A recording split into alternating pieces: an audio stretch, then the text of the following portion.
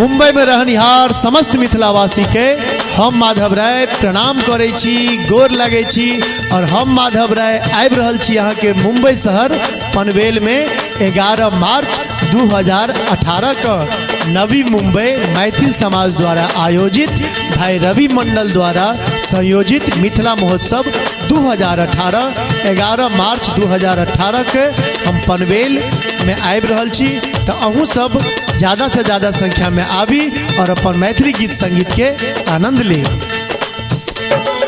घूमी एलो नगर सहरिया घूमलो चारू धाम, घूमी एलो नगर सहरिया घूमलो चारू धाम। स्वर्ग सा सुंदर भैया, स्वर्ग सा सुंदर भैया अपन मिथिला धाम।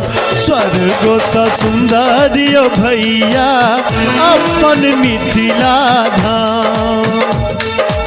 याद रख बिसरब ने 11 मार्च 2018 पनवेल न्यू मुंबई में बहुत रास कलाकार आबि रहल छथि, जाहिमें मिथिलांचल के लोकप्रिय कलाकार श्री राम बाबू झा जी, मिथिलांचल के लोकप्रिय उद्घोषक श्री रामसेवक ठाकुर जी और संगे कंचन पांडे जी सेहो आबि रहल छथि। अहूँ सब गोटे जरूर आबी।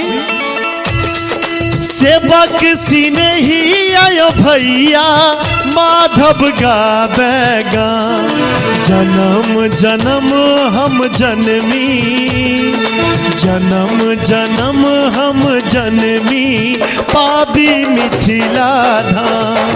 जन्म जन्म हम जनमी पाबी मिथिला धाम।